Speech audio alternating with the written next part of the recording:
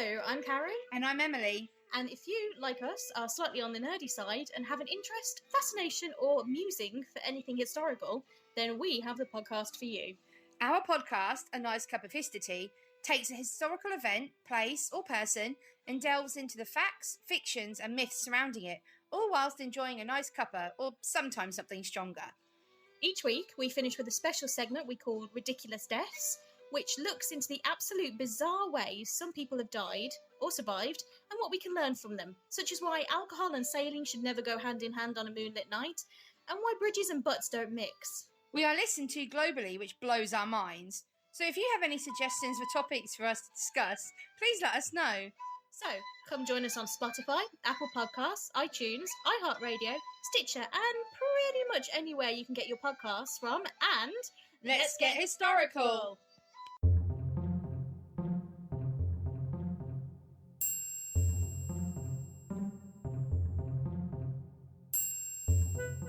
On this episode of Common Mystics, we relate the extraordinary story of the Swope family tragedy. At the turn of the 20th century, the Swopes were a prominent family, pillars of society in the greater Kansas City area. But by 1909, the family would be preyed upon by one of their own. I'm Jennifer James. I'm Jill Stanley. We're psychics. We're sisters. We are common mystics. We find extraordinary stories in ordinary places. And today we have a story for you out of Independence, Missouri. Jennifer. Jill. We have to warn the people. This is a lot. This is 100% a lot. And I am fully emotionally invested in this. You are crazy. I love this family so much. And I just am angry. Like, Yeah. I haven't let it go yet. Yeah, you're a little possessed. I think you are channeling the Swopes right now. I love them so much. It's a little scary. Yeah, just dial it down. Dial it down. I just want to warn folks that because I am so emotionally involved in the story, there may be a couple F-bombs that come out just along the way. But also, I want to say right up front that a lot of the research that I did on it was taken not only from newspaper articles at the time, but also the biggest source is a book that I found called The Deaths on Pleasant Street by Giles Fowler. Very good. Thank you. I really and it's a great book. You guys have to read it. This story is mind-blowing. Tell us, Jen. Well, also, this is a part one of a two-part series. Oh, that's such a good point. On the Swopes. So we have a lot for you. We're going to go over the events. A lot of moving parts in this one. Right. And next week we'll get into the exciting conclusion. Very good. Very good. So let's get into it. Jill, we were on our road trip. Yes. When we found this story. We sure were. Right. We stopped in Cahokia and learned all about Jean Marie. Marie Jean. Mm-hmm. But go on. And then we went into Missouri and stopped in Fulton. Yeah. So this was like our second day that we woke up in the morning and we left our hotel and we were driving south towards Arkansas. And we set our intention. And what is our intention? As it always is, we wanted to find a verifiable story that we were unaware of. But most importantly, we asked the spirits to lead us so that we could give a voice to the voiceless. That's right. And as we were driving south, we wanted to stop in the little town of Fulton, Missouri. And where we were compelled to stop at one of the college campuses. I believe there's 2 colleges in the town. So we stopped at a Westminster college. We sure did. Tell me about it. Well, the campus is really pretty. There's a lot there, a lot of memorials, a lot of structures, a lot of buildings. You were driving, as you always are, and you drove onto the campus and immediately stopped at the site of the former William Chrisman Swope Chapel. Okay. Remember? And I got out of the car because you're like, go see what's there.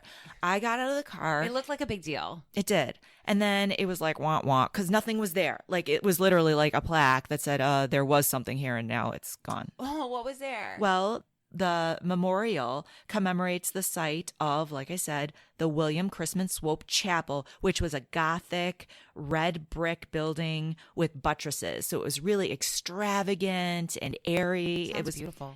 I imagine that it was. The chapel was completed in 1919, but unfortunately was demolished in 1967 due to some structural difficulties. And the site there commemorated this chapel. So what was on the grounds today? So on the grounds, obviously there's no chapel, but there are 2 columns and a bench there and a rose garden. So, and also importantly, 2 plaques. Okay. And one of the plaques says, in memory of William Chrisman Swope, 1878 to 1909. He graduated from Westminster in 1900. It said, faithful to every duty, self-sacrificing and helpful, a loyal officer in his church, a sincere and devout Christian. This building has been erected by his mother in his memory. Aw. Now remember, it says this building, but there's no building there, right? That was probably the original plaque. Exactly. And then plaque 2 is about his mother. Tell me. It says, in honor of Mrs. Margaret Chrisman Swope, benefactress of Christian education, donor of William Chrisman Swope Memorial Chapel and James Chrisman Memorial Organ. Okay, so I get out, I read these plaques, and I hop back in the car and I say, there's just a chapel here. It's nothing. Let's keep going. Right. So we drive a little further on the grounds of the campus, and I pull over. We get out of the car and we're walking around, and I am feeling as if a theft or an alleged theft was happening. What were you picking up on? I was feeling someone with really heavy breathing, and I kept hearing the words bleeding out. I'm bleeding out. Oh, wow. Yeah. That's creepy. It was really creepy. My goodness. Yeah. I felt like I was channeling someone who was in the process of dying. Wow. That's creepy. It was. Oof. I was feeling water. Dirty water. Dirty water. Dirty water. Well, that's interesting because there's no water or pond or anything near us. You would have to walk down a hill or over a hill to see a river. How interesting. Oh, yeah. And I was seeing a cook making bread, like a cook in the kitchen, an old-fashioned cook. Great. Yeah. I remember you saying that. Yeah. And I think the last notable impression I was getting was a group of anxious women. I was seeing in my mind's eye the scene from Gone with the Wind where the women are reading Charles Dickens, and you can just see their eyes, and they're like looking at the clock, and then they're looking around, and they're like anxious. Chapter 1, I was born. I will start at the beginning of my life. Right. It's the worst. I think it's David Copperfield that they're reading. It's the worst. Anyway, so very interesting. So we were getting these impressions, and as always, we had no idea what any of them meant. Right. Until we went into our research.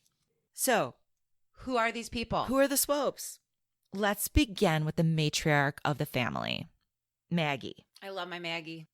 Margaret Maggie Christian Swope. We're going to call her Maggie. She was the mother and the matriarch of the family. We've already read, we learned about her through that plaque where she erected this chapel for her son. Now, Maggie's husband, her beloved Logan Swope, died in 1900. R.I.P. He was a successful banker. He made millions in real estate in the Kansas City, Missouri area. Now, the Swopes had a mansion on Pleasant Street in Independence. It had a long, winding driveway that was paved. Wow. Yeah, which at the time was notable. How long was it? Didn't you say it was like a city block long? Nearly a city block long. I know, that must have felt really extravagant.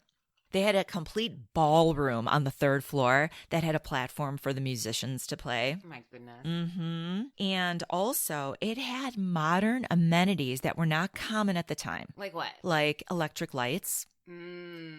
Indoor plumbing. Stop it right now. That is major. For sure. Indoor plumbing. They even had a telephone. Right? So this was like cutting edge mansion. It's a game changer. Totally. Now, it was here in this mansion on Pleasant Street that the entire Swope family would become gravely ill during 1909. Oh my gosh. And some of them would die. It's heartbreaking. I love them all. So let's talk about who William Chrisman Swope is. He was the first child to survive of Logan and Maggie's.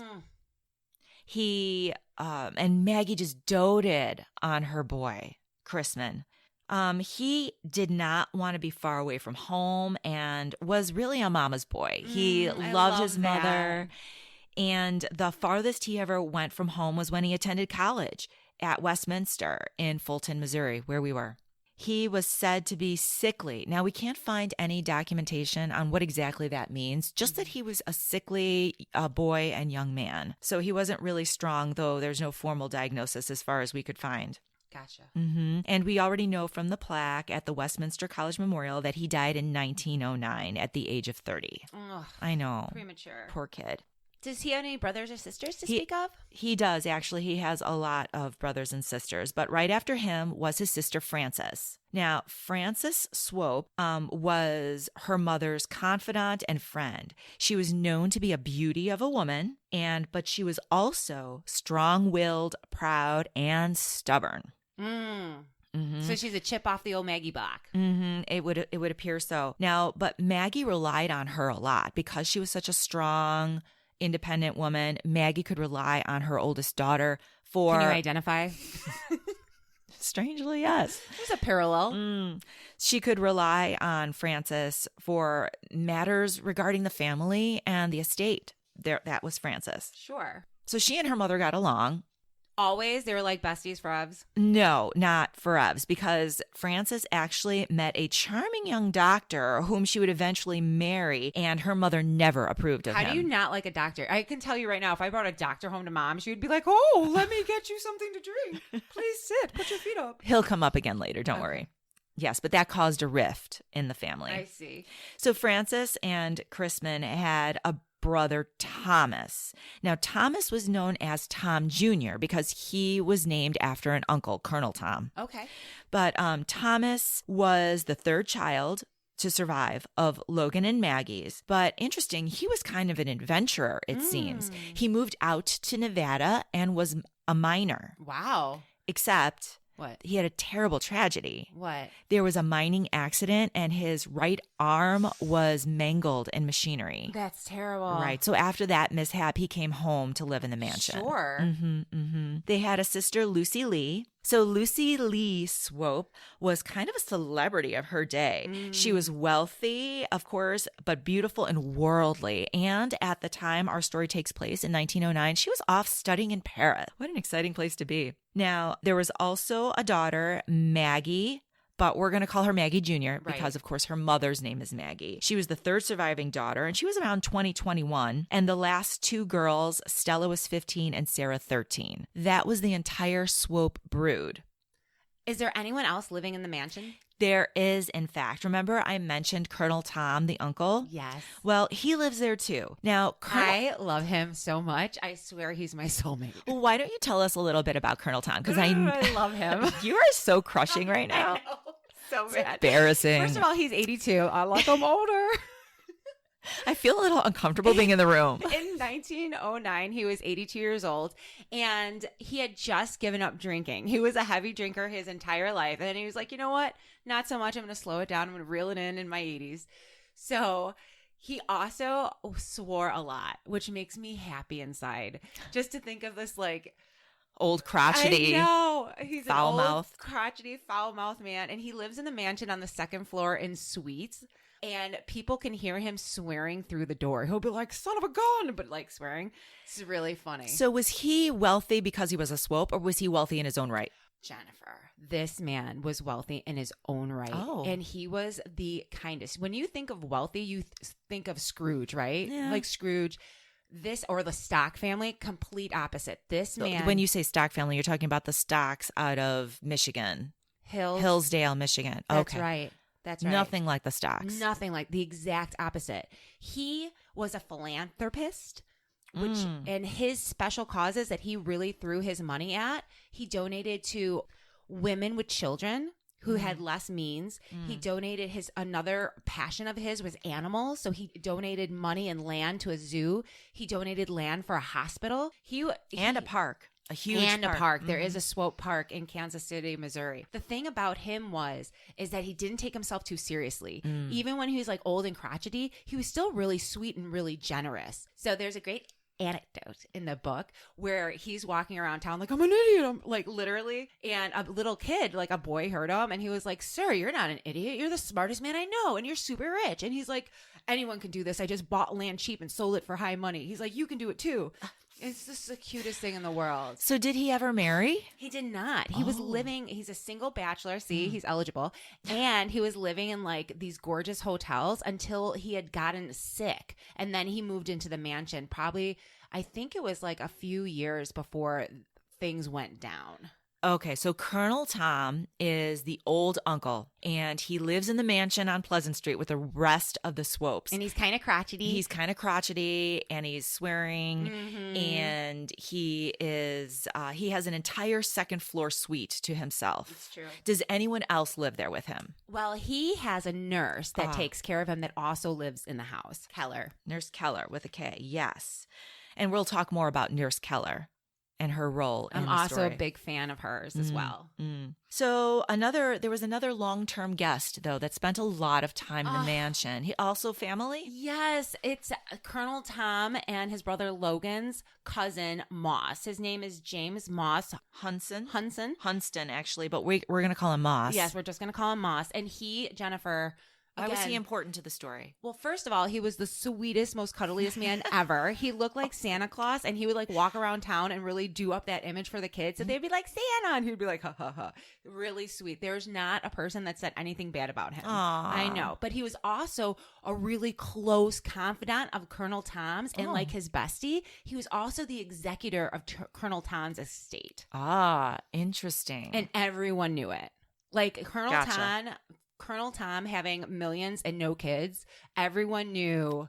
Oh, that's a good point. Right. Because the question is, who's going to get his money? Exactly. And he's 82 and he's sick. Right. So it was on Colonel Tom's mind a lot during this time, especially because he gave up drinking. He had nothing else to do but think about the future Right. when he's gone. Exactly. Wow. Okay.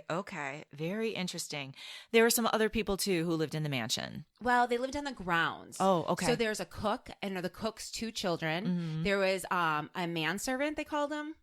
And they had cabins on the grounds. They did not have plumbing. Okay. But they had an outhouse. They had their own cabins on the grounds, but away from the house. Okay, gotcha. So we have this cast of characters. Yes. Maggie and all of her children. We have Colonel Tom in the mansion on the second floor. And then we have people like Nurse Keller, who attends to Colonel Tom. We have Moss, who's a frequent visitor because he's close to the family. Oh, Moss lives there. He lives there. Oh my gosh. And then we have the staff, right? Also on the grounds. And every single one of these people are in danger. Oh my gosh. Late in 1909. Wow. Okay, let's just go right there. You brought it there. Let's do it. Okay. What is the first sign there's a problem? Okay, so remember Frances, Yes. the oldest daughter of Maggie. Well, Frances is suddenly dating this young doctor. Yeah, you said that. And Mama don't like him. Mama don't like him. Okay, first stop, hot tip. If your mom don't like him, there is a problem. Thank you for that PSA. Yes. So now tell me, what is it that Maggie is feeling? Dr. Hyde was his name.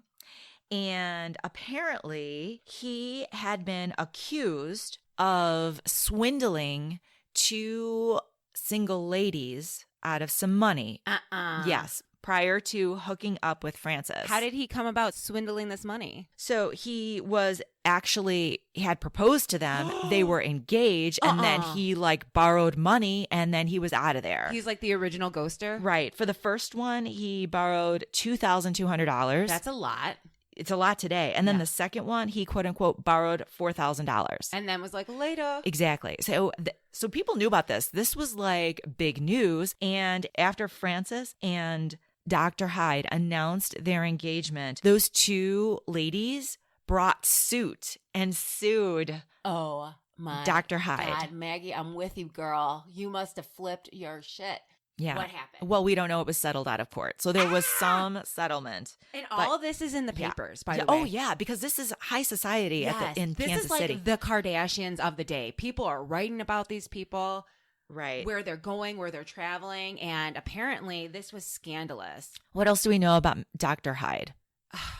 Dr. Hyde apparently was handsome, like AF. Like, well, you could see how he would be charming these rich ladies. He was like 6'1". He was well built. That's what the book says, not me. And he was really handsome and apparently ahead of his time. He was a forward thinker. He had a lab in his office where he was on the cutting edge of developing medicines and vaccines for problem diseases at the time. Interesting. In 1905, he actually became surgeon to the Kansas City Police. Oh, that's cool. Except he was fired 2 years later. Oh, weird. That is weird.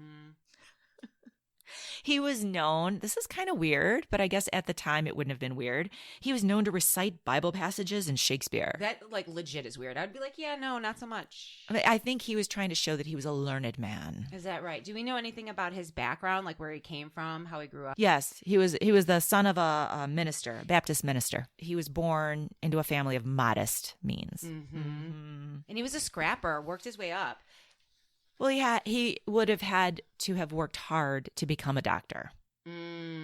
Right? That's right. So did Maggie ever warm up to him? Well, yes and no. Tell. She never liked him. However, do you remember Tom Jr.'s mishap in Nevada that I was talking about? Where if I lose an arm and you call it a mishap, I'm going to be so mad at you. You mean that tragic, life-changing event that nearly killed Tom Jr.? Yes. Right. Well, when he came back and he had his arm issue. Yeah, that bummer of an arm issue. It was Dr. Hyde, Francis's husband, that would he took really good care of his brother-in-law, Tom Jr. And Maggie saw the care that he showed him. And so she warmed up a little bit, but she still never liked him. Right. But it was somewhat redeeming. I got it. I got it. So now bring me to late in the year of 1909. Okay. We're at the mansion. Tell me what's going on. Okay. So it's 1909. We're in Independence, Missouri at the mansion on Pleasant Street. Dr. Hyde and his wife, Frances, are actually living in Kansas City in a house that was bought for them by Uncle Tom. Uncle Tom. Because Good he's old the Uncle Tom. sweetest. Right. Well, not really. He's crotchety. He's crotchety and off-putting, but he's sweet to me. Yeah, that's a really nice wedding gift.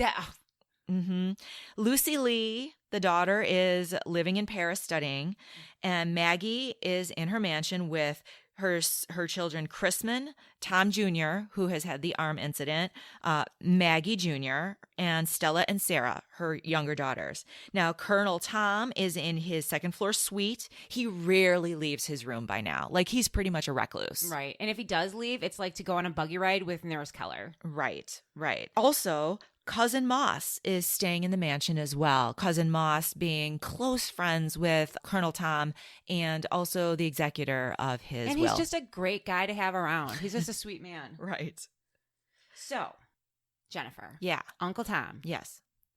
He buys the Hydes a house. He does.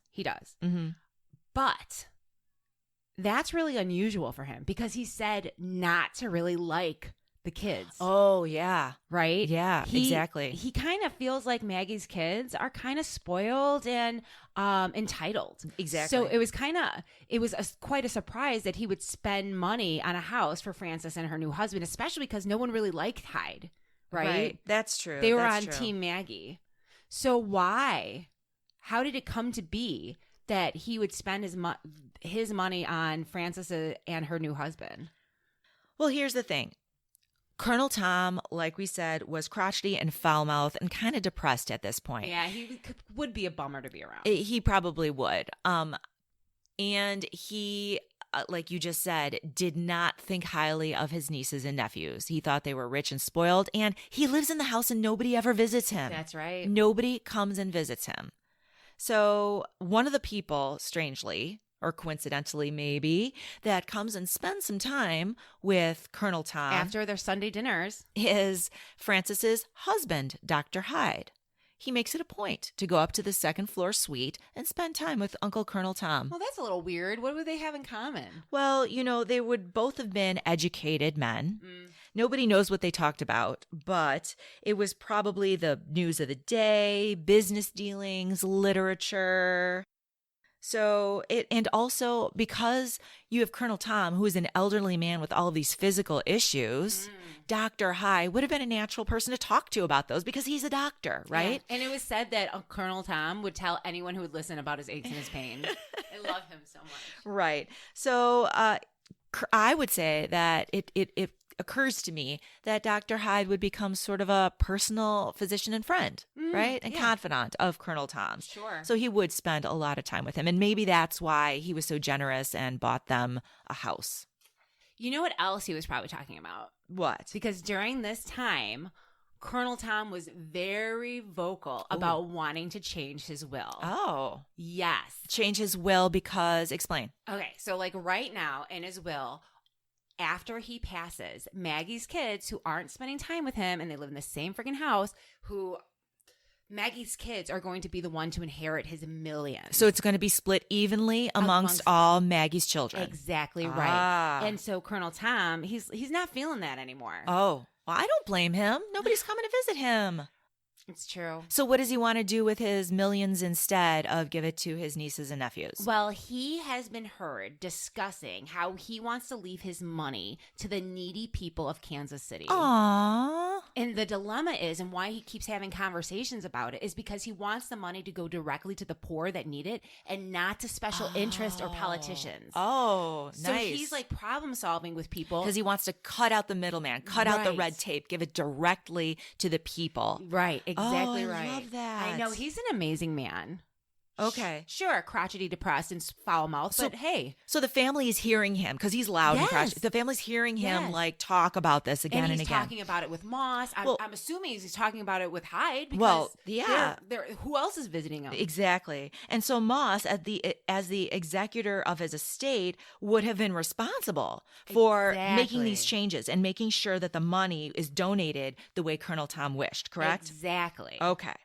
So during September of 1909, Tom's assistant, Mr. Spangler, was coming to the house like 2 to 3 times a week. Okay, so hold on. We just introduced a brand new character. Brand new. Okay, so Mr. Spangler is Colonel Tom's personal assistant. Right, for business. Gotcha. Okay. And instead of, because Colonel Tom is sickly, 82 years old. He doesn't go to the office anymore. Yeah, he barely leaves his room anymore. He had like this fainting spell in the library, and that was the last time he left his room. I know. Okay, so he's really sick. So Mr. Spangler's coming to the house. Oh, that makes sense, to do his business. Right. All right. So his assistant, Mr. Spangler, is at the house September 1909. Exactly. What happens?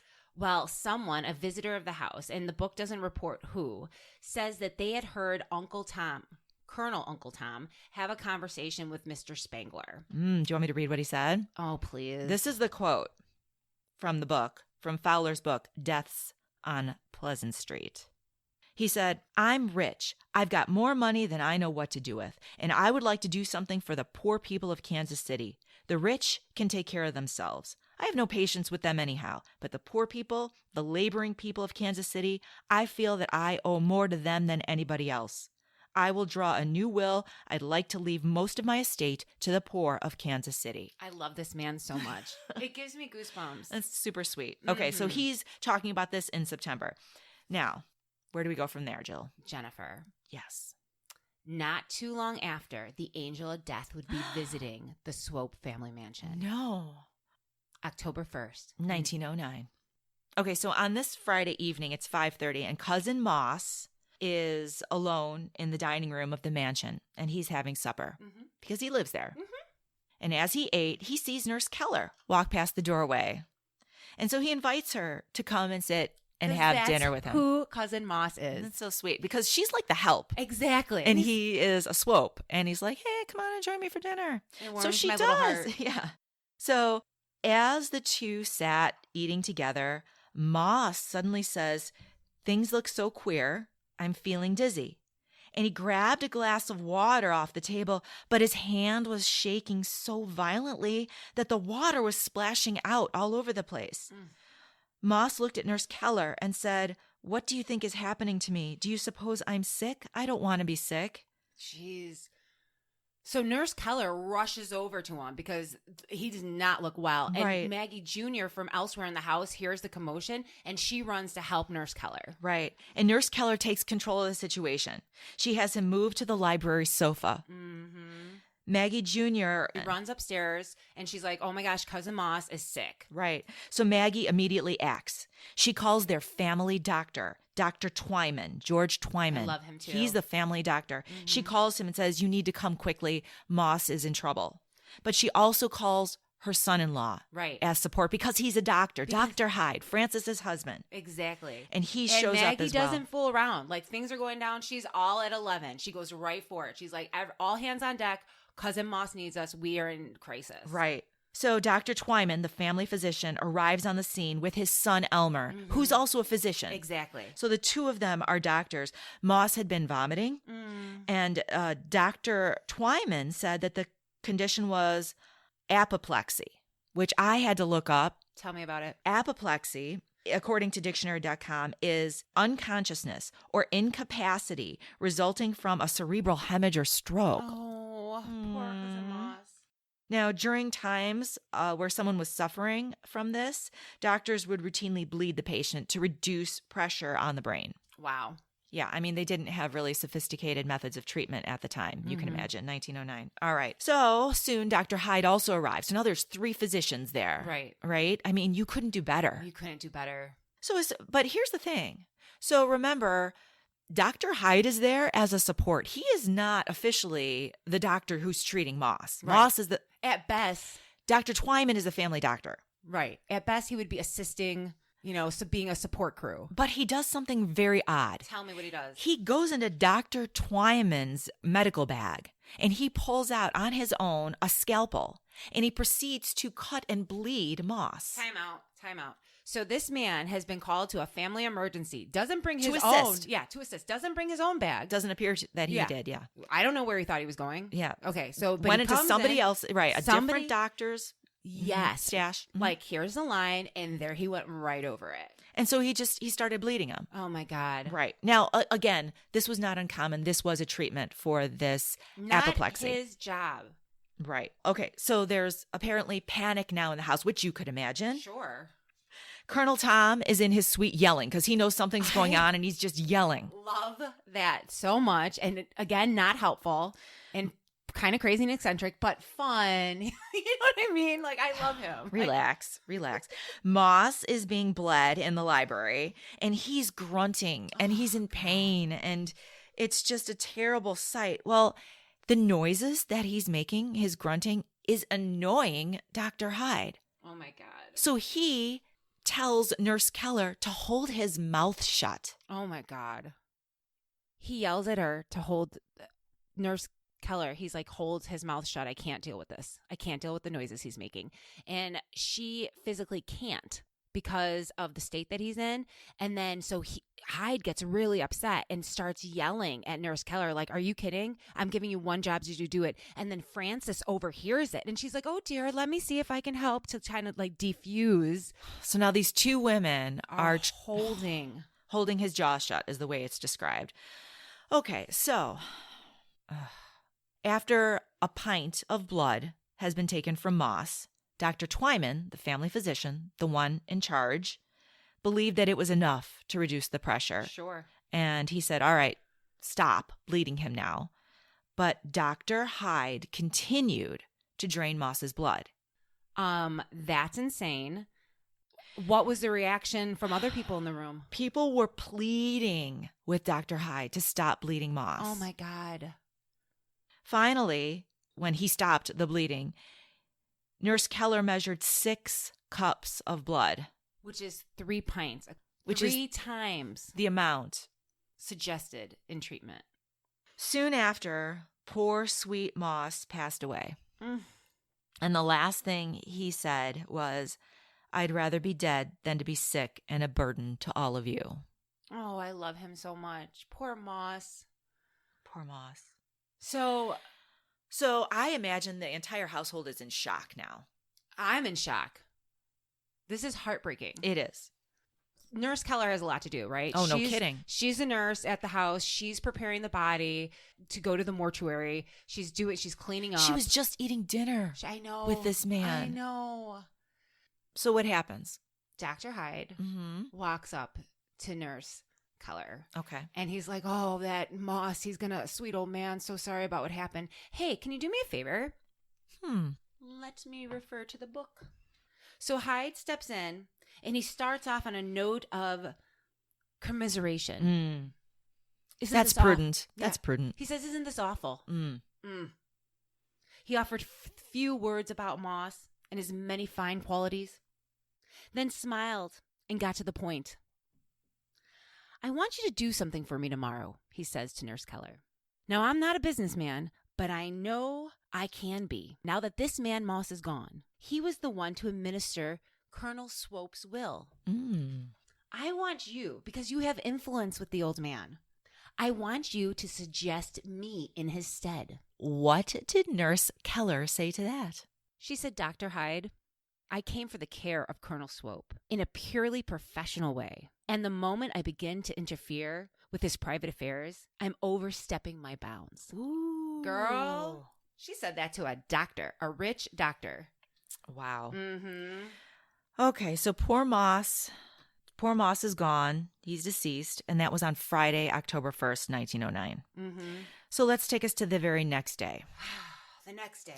We already know that Dr. Hyde has suggested to Nurse Keller that he should be the one to be the executor of Colonel Tom's estate. And this is late in the day. Like, this is late. This is 20 minutes after poor Moss's horrific death. Right, but it's late at night at this point. Okay. Like after Moss dies. So Hyde and his wife spend the night at the mansion. Good point. Good Yeah. point. So it's Saturday. Saturday morning. Next day. So Nurse Keller told Colonel Tom what had happened. He was beside himself.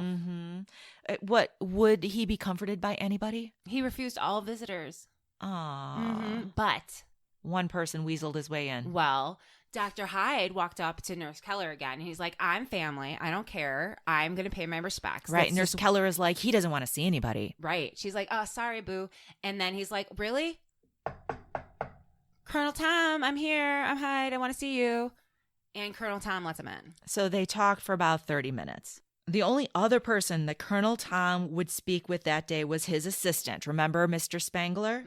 Later, Spangler would testify that Colonel Tom told him that he would be in the office on Monday and Tuesday. He planned to go in on Monday and spend the night and stay there on Tuesday all day to get his affairs in order. He hasn't been in the office for 7 years. Right. This is a big deal. It's huge.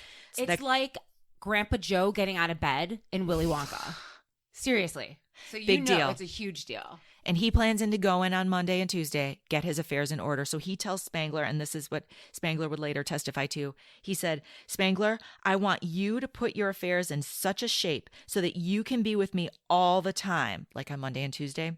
You see, I am a very weak man and I can't get around. I'll need you with me all the time because I have lots of things to go over. Now, Spangler believed that Colonel Tom was planning on changing his will to eliminate all the Swope children from his estate. Because that's what he's been talking about. For a long time. Yes. And now his trusted friend and Moss. cousin, Sweet Moss, has just passed away. Right. The Then- executor of his estate is gone. Right. So he knows that Moss faithfully would have done what he wanted. But now that Moss is gone, he has to put that shit in writing. Right. So he's exactly. on it. He is on it. So what happened? Did he get it done? Jill, he would never make it to the office on Monday. What happened? Sunday, October 3rd, 1909. Nurse Keller awakes before dawn, as always. She cleans and prepares herself for her day's work, assisting Colonel Tom. Sure. She gave him his morning bath. She served him his breakfast. And as he was settled and enjoying his breakfast, she went to the dining room to have her breakfast with members of the family. Now remember, the Hydes are there. Yes. They had stayed. Yes. And so Dr. Hyde approaches Nurse Keller. Jesus. And Can you imagine? Like, I can just see her, like, rolling her eyes like this. Fuck, okay. You know what I mean? so he says, Nurse Keller, has Colonel Tom already had his breakfast? And she says, why, he's eating it now. Yes. And he says, oh, come with me. I have a digestive medicine that I promised him. As they're walking away from the table, Maggie would later testify, as well as Nurse Keller. Dr. Hyde says, hey, did you talk to him about what I asked you to talk to him about? No way. Swear. And she's like, yeah, no, I told you I wouldn't. And so, no, I didn't. So that conversation's happening as they're walking away. to get the quote unquote digestive medicine. Yes. 8 o'clock. Dr. Hyde gives Nurse Keller a capsule of white powder to administer to Colonel Tom, reportedly to help with his digestion. 8:30, 30 minutes later, Colonel Tom takes the pill and settles into bed reading the newspaper. 20 minutes later, 8:50, horrible sounds now are coming from the colonel's room, and he begins convulsing. 8:55, Dr. Hyde determines that the colonel is suffering from apoplexy. The same thing that cousin Moss just passed from? What he said. And this sounds very different. 9 o'clock. The convulsions end, but the colonel's pulse is beating so rapidly, and he's dry heaving and semi-conscious. 9:05, Colonel Tom comes to and he says, "Oh my God, I wish I were dead. I wish I had not taken that medicine." 9:15, Dr. Hyde orders Nurse Keller to inject strychnine into Colonel Tom as a stimulant to help his heart. 9:40, Nurse Keller is forced to give Colonel Tom a second shot of strychnine. 10 o'clock, Nurse Keller is forced to give a third injection and refuses to administer anymore. Because at this point, she's like, this is not right. His pulse is racing. You have me keep giving him this medicine to quicken his pulse. At 2 o'clock to 2:30, Colonel Tom is completely unconscious now. His legs are turning blue. Nurse Keller checks his eyes for any signs of life, and she finds none. Colonel Tom remains in a coma for the rest of the day, and then at nightfall, near 7:15 or so, Colonel Tom passes away. Sad. So what happened with Nurse Keller at that point? Well, now that Colonel Tom's gone, that was her charge. She has nothing to do there. So she says goodbye, and she leaves the family. Oh my gosh. Let me back up a bit. I have to tell you this. So you know how when Hyde comes over to help Moss? Right, because Maggie calls him in a frantically, it's an emergency, you need to come. So when he arrives, either before or after he goes inside Dr. Twyman's bag to steal the scalpel to bleed. Yeah, poor Moss. He's like, oh, hey guys, I have this jug of water with me and typhoid's like a thing around here. So I need you guys to all drink from this water. And every time he came to the house for Sunday dinners after that or any kind of occasion, he would either bring his own water or leave distilled water behind for him to drink out of. Okay, so I know it seems pretty random for him to do that, but in his defense, there was a typhoid outbreak in the area. Mm-hmm. In fact, 600 people in the Kansas City, Missouri area were stricken with the sickness. Now, is that a lot? Yeah, it is a lot, comparatively speaking. In Kansas City, Kansas only had 25 infections, whereas you said Kansas City, Missouri had 600. So that's a lot. Typhoid or typhoid fever is a bacterial infection that can lead to a high fever, diarrhea, vomiting. Sounds pleasant. Well, here's the thing. They vary from mild to really, really severe. Just like COVID-19. It would appear. They begin 6 to 30 days after exposure. So it's not the kind of thing where you're going to be sick overnight after being exposed to typhoid. It's not like food poisoning. Right, exactly.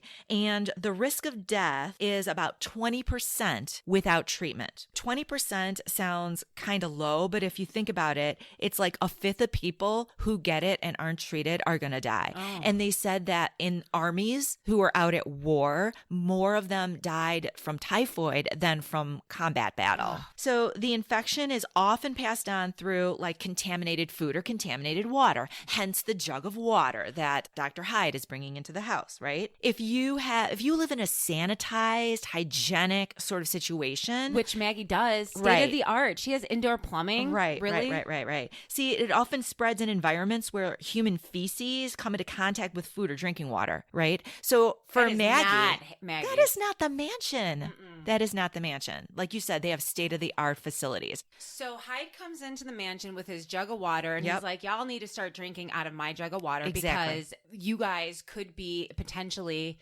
drinking contaminated water. And what does Maggie say to this? Maggie is pissed. First of all, it's insulting. Like, hey, this is my house. This is like, look around. Like, you are in my mansion. And you've been drinking my water. And you commented about how good my water tastes. And now you're coming in with your stupid jug of distilled nasty water. I think not. So she was like annoyed and confused by it. And again, it's not something that goes away. He keeps using this jug. Has the servants only give him water for the jug. It's crazy. So let's move to the following month now. Let's fast forward to November. Past Thanksgiving. So it's the holiday season. It is. It's November 29th, 1909.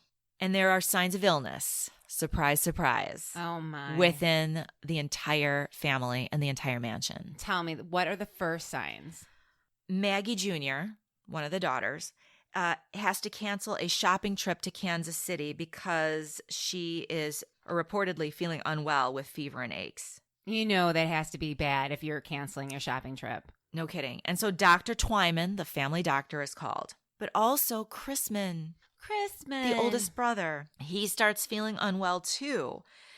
But he still goes to church on Sunday. So he's like unwell, but like not deathly ill. Right. And he seemed to have been doing better. But by Wednesday, he was bedridden. So he got worse. Yeah. Within a few days, Dr. Twyman confirms that members of the family and the household have contracted typhoid. Maybe Dr. Hyde was psychic. Stop it. Where was Maggie?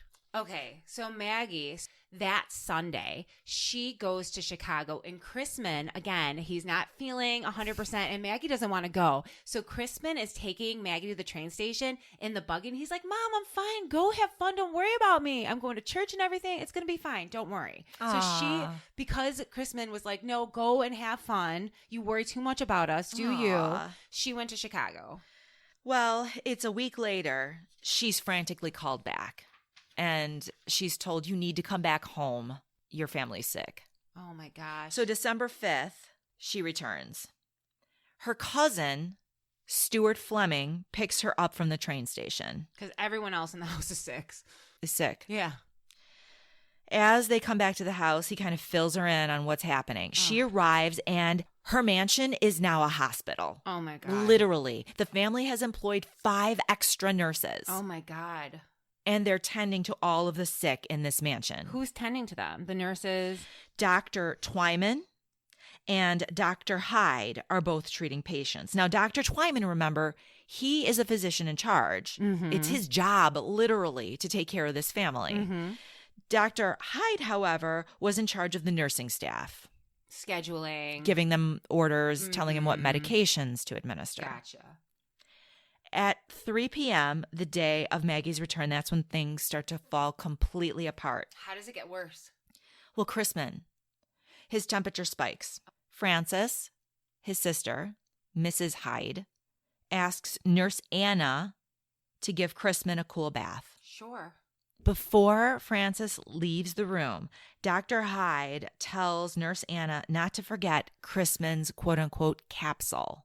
Wow. 20 minutes later, Stuart Fleming, the cousin who picked up Maggie from the train station, arrives in Chrisman's room just as Nurse Anna was finishing up, and Chrisman begins convulsing. Oh, my God. His body becomes stiff, and his extremities are flailing about. So basically, he's having a seizure. For 20 minutes. This Grand Mal-style seizure is lasting 20 minutes. Now, Dr. Hyde is called into the room, and he announces that it's meningitis brought on by the typhoid. How does that even make sense? Stewart questioned Dr. Hyde as to meningitis. Like, even like the people, the non-medical people were like, what? Meningitis? When Nurse Anna was taking care of Chrisman, she noticed Dr. Hyde preparing nitroglycerin with dirty water. He was preparing a nitroglycerin shot for Chrisman with dirty water left over from his morning bath when there was sterile water on the dresser nearby. That is so aggravating and sadistic. Unnecessary. Like, what a sick fuck. Oh. Sorry. Poor Chrisman has fits of delirium. He's shouting. He's hitting himself. He's going rigid. They have to tie him up. Oh, God. This is horrific. Do they finally call Dr. Twyman? My God. Yeah. They call Dr. Twyman, and he walks in the room, and he's like, whoa, oh, my God. He takes charge of the situation, and then Chrisman starts to rally, and Anna was so excited. So he's getting better. Nurse Anna's like, okay, he's stabilized. He's doing better. His pulse is right on. And she tells Dr. Hyde, because she's excited, she's like, you know how bad he was? Now he's getting better. Right. And at the time, Dr. Twyman is like, this isn't meningitis. Oh, my God, no. So then what happens? Apparently, Twyman takes issue with Dr. Hyde's choice of medication, and he tells Dr. Hyde to stop using strychnine. And stay away from my patient.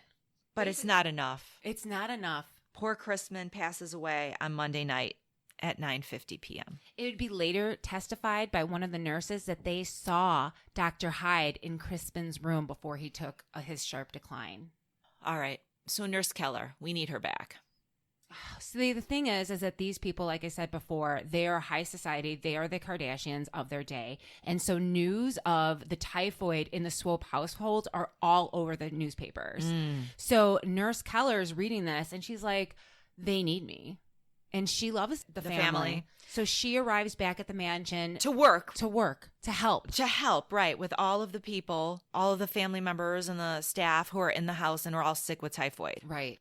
But Nurse Keller gets there and she knows what's going on. So Yes. she organizes all of the nurses and says, look, we all know that Dr. Hyde is behind this, and no one of us can come out and be believable. We all have to stand together and say, we will not stand for Dr. Hyde treating this family anymore. And if you, Dr. Twyman, continue to allow him to treat the family, we're all walking. We're all walking out, and that's going to be in the papers. Because she believes from Hyde's suspicious behavior and how the people are getting sick around them that he is 100% responsible. So, Dr. Twyman, what does he do? well, first he's like, you girls just need to calm down. You're hysterical. Yeah, you're literally, he's like, y'all, let's bring it down a notch. Let's bring it down a notch. And she's like, no, really. Like, We're all walking. yeah, for sure. So you deal with that. So Dr. Twyman's like, I don't want to fucking deal with this. And he goes home for the night and he makes a nighttime phone call to Maggie. He's like, Mrs. Swope, we have a situation I would like to talk to you about. And Maggie's like, okay, come over now. Because Maggie's not playing She with doesn't you. play, She yeah. is not playing with you. She's like, you got something to say? Come on over. They walk into the library. Maggie turns on the lights. She sits down. And in my mind, from reading the book, it really reminds me of a scene from like The Crown where like the queen's sitting down and someone's standing in front of her addressing her. And Twyman tells her what the nurses had told him and that they believe 100% that Hyde is the reason why her family is getting sick and dying. What does Maggie say? Maggie says, do what you have to do to prove it. Wow. So Dr. Twyman actually starts to investigate the family's deaths with Maggie's blessing. He recruits attorney Paxton. Oh. And what they do is they find a notable surgeon in the Chicagoland area, who we will have more about in the next episode, to autopsy the bodies. But there's something else. There's another person outside of the Swope family who is also suspicious of Dr. Hyde. You are absolutely right. Who is that, Jill? That is Dr. Edward Stewart. Who is he? Well, Dr. Edward Stewart, remember how we were talking about that Hyde had a laboratory in his office so he can be on the cutting edge of Like studying vaccines and... Well, Dr. Stewart is a bacteriologist. Yes. So he was actually the one to give vials of different types of bacterias to Dr. Hyde to start his lab. Oh, so a friend of his. Right. Okay. A friend, colleague. And he too was reading in the papers this strange sickness at the Swope house. And again, You wouldn't imagine exactly that typhoid would break out in a mansion. Right. This is a poor person's disease. Exactly. Interesting. So he cannot. So he's suspicious. Oh my God. He cannot shake the feeling. He's like waking up in the morning. He's like, I just can't. He's like, I got to check on what's going on. What does he do? So just by chance, Hyde leaves town. So he goes to Dr. Hyde's office. Oh. And he talks to the secretary. He's like, hey, I forgot something in there. And I'm wondering if I can just go in and look at some of the germs that I had given Dr. Hyde because my germs aren't doing well. The reception's like, yeah, go ahead. Don't worry about it. Thanks, Dr. Stewart. So he goes in and he checks all the vials. And sure enough, only one he notices has been tampered with. Which one? Typhoid germ. Wow. And actually, he would later testify that enough of the typhoid germ was skimmed off to have vaccinated the entire population of Kansas City. So in other words, much, much more of the bacteria was taken out than would have been necessary for what Hyde told Dr. Stewart and others he was doing with the germ. Absolutely. So now we have two parties independent of each other, suspicious. And investigating. And we'll get into how they investigated in part 2 and what ultimately happens to Dr. Hyde and the Swope family. I have so many questions right now. I need to know what happened to the Swopes. What happens to Hyde? Like, can't. does he get his? I hope he gets locked up. You have to wait for Oh my episode gosh. 2. Okay. All right. That's a bummer. But until then, Check out our website, Common Mystics, at commonmystics.net. Check out our Facebook page and Insta account. You can listen to us on Amazon, Google Podcasts, Stitcher, Tuned In, Spotify, Apple Podcasts, where you can leave us a positive review so other people can find us. yay. Thank you so much for listening. Thank Good you night. guys. Bye.